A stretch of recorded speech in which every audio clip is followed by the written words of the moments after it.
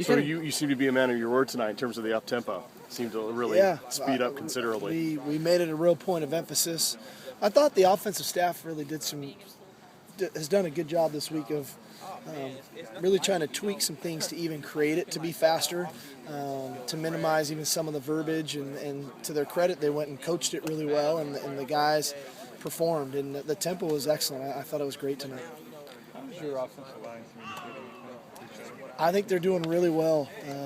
I think because of how fast we're going, it forces you to communicate. Nobody wants to be on an island by themselves, and so it's really forced the communication as much or more than anything. Plus, we have guys with a lot of experience, and they know the things that can get you beat and whatnot. And I was, tonight we played a lot of young guys too. We purposely held Tanagao out. We limited a bunch of Rivas reps, and so Eldrenkamp was rolling with the ones there for a considerable amount of time, and that bumped everybody up into the twos. So it was good.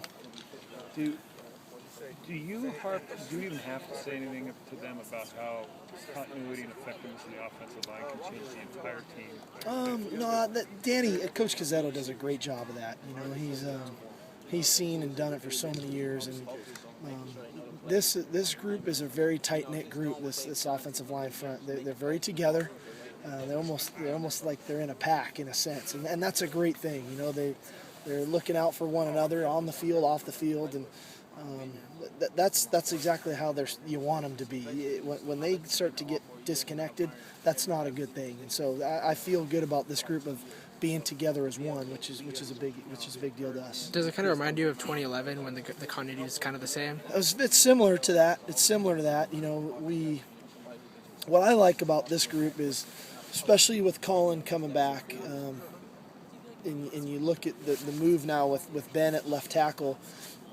This group's got some nastiness to them now. When you think about Ben at left tackle and Dexter at left guard, Mike at center and Colin at right guard, and then having Mike at right tackle. Four of those five guys are about as nasty as you're probably going to find, and that's a great thing. That's how you want them.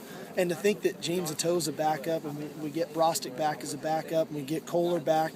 That's a deep group with a lot of experience, but they play the game like you want an offensive line to play the game, which is encouraging to us. You said Kohler them that way, or did they become that once they got? Oh, I think they developed that. They've had their bumps and bruises along the way, and they've had some hard times, and we've all witnessed a lot of those. But that's you go one of two ways when you have those rough times.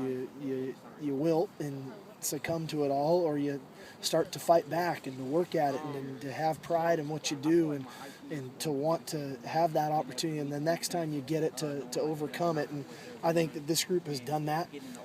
I think it's a real tribute to Danny and his ability to mentor these guys and develop a mentally tough group. And they're playing that way. You talked about Eric coming back. Do you believe he will come back? I do. I'm encouraged by what our training staff tells me. He'll be back with us Monday. And I really believe in our medical staff to get him back performing. Hopefully sooner rather than later is the goal.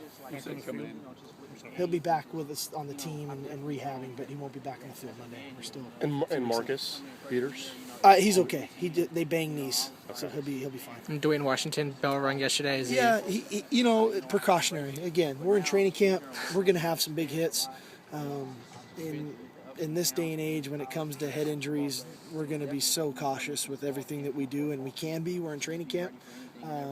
I do anticipate him being back, practicing Monday, back to full health, ready to moving and going. Speaking of big hits, Princeton has put on some good licks the last couple of days. Can you just talk about his camp so far after a week? I think Princeton's had a really good camp. I think that everybody wants to talk about our linebackers, and they want to talk about Shaq, Feeney, and Timu. Well, Princeton Fuimano's played a lot of football for us, and since his true freshman year, starting against Arizona, and he's a guy that's extremely reliable for us. He can play every one of the three positions, and we don't skip a beat when he steps in there. He's tremendous for us on special teams. He starts on every special teams for us, and he's just a valuable guy to have, and that's what you want out of your seniors. You want those guys that have been through it. They can play anywhere on the field. They're great on special teams.